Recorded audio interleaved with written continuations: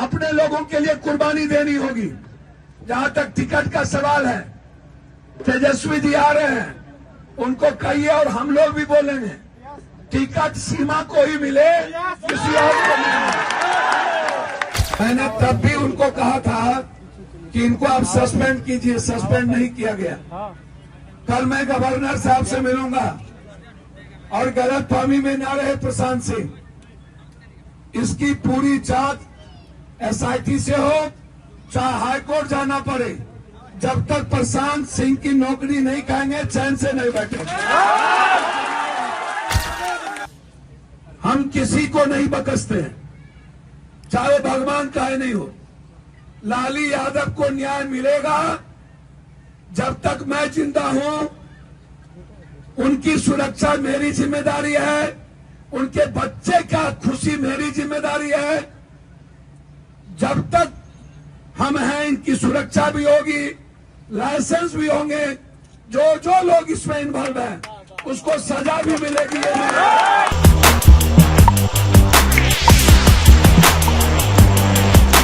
नमस्कार, मैं सुरभि मानसी और आप देख रहे हैं वॉइस हब। तो कुछ दिनों पहले हाल ही की घटना है कि जब सिवान जिले के चैनपुर गांव के पूर्व जिला पार्षद प्रतिनिधि लाली यादव की कुछ अपराधियों ने, अज्ञात अपराधियों ने गोली मारकर हत्या कर दी, जिससे पूरे सिवान जिले में सनसनी मच गई। और ये काफी चौंकाने वाली घटना है। उनका राजनीतिक जीवन भी राजनीतिक करियर भी काफी अच्छा चल रहा था और उनके परिवार में भी सभी सगी संबंधी, सभी उनके रिश्ते नाते अच्छे थे। इसके बावजूद ऐसी घटना जो सामने आई, उन्हें गोली मार दी गई अज्ञात अपराधियों के द्वारा। ये काफी चौंकाने वाली घटना है, जिसकी जानकारी जैसे ही पूर्णिया सांसद पप्पू यादव को लगी तो वो उनके परिवार से हालचाल लेने के लिए तुरंत पहुंच गए सिवान जिले में। जी आइए फुटेज उनका देखते हैं। इस फुटेज में आप देख सकते हैं किस प्रकार से पप्पू यादव जो है बात करते हुए नजर आ रहे हैं किसी से, ताकि उनके परिवार वालों को जितनी सहायता हो सके वो प्रदान की जा सके। और उन्होंने क्या क्या बताया और वहाँ सिवान जिले की चैनपुर गाँव में जनता से क्या क्या बातें की है, क्या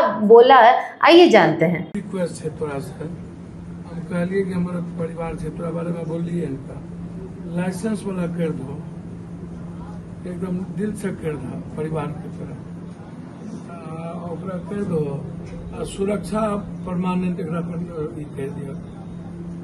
दो बच्चा है, लाइसेंस वाला तो काम कर दिया। ओकरा कम से कम घर तक कुर्की हुआ कुछ होगा, ओकरा देख ला। जब घटना घटी हमको जानकारी, चूंकि वहाँ मीटिंग थी बिहार को लेकर के, नहीं तो हम उसी दिन यहाँ आ गए होते।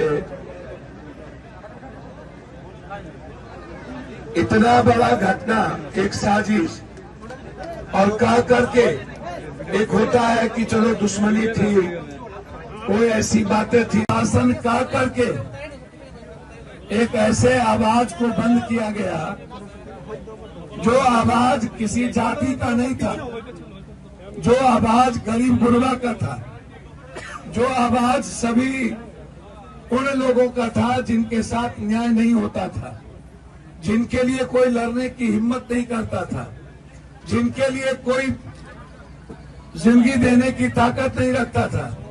लाली यादव जी चले जरूर गए और उन्हें चाहे उसमें अविनाश सिंह की भूमिका हो, चाहे चंदन सिंह जहां भी हो, मैं जानता हूं, मैं आपको वचन देता हूं, अविनाश सिंह जो यहाँ एएसआई थे, उसी दिन हम यहाँ के एसपी साहब से बातचीत किए।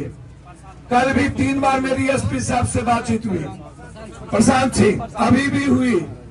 मैंने तब भी उनको कहा था कि इनको आप सस्पेंड कीजिए, सस्पेंड नहीं किया गया। कल मैं गवर्नर साहब से मिलूंगा और गलतफहमी में न रहे प्रशांत सिंह, इसकी पूरी जांच एसआईटी से हो, चाहे हाईकोर्ट जाना पड़े, जब तक प्रशांत सिंह की नौकरी नहीं खाएंगे चैन से नहीं बैठेंगे। उसने पत्नी अपाई, खुद अपाई, एक छोटा सा दुकान करके जिंदगी चलाता। हम वहां जा रहे हैं, अब भाई इतने बड़े जुल्म का कोई कारण नहीं, इसीलिए मैं आपको वादा करके जाता हूं, हम किसी को नहीं बकसते हैं, चाहे भगवान चाहे नहीं हो। लाली यादव को न्याय मिलेगा जब तक मैं जिंदा हूं। उनकी सुरक्षा मेरी जिम्मेदारी है, उनके बच्चे का खुशी मेरी जिम्मेदारी है।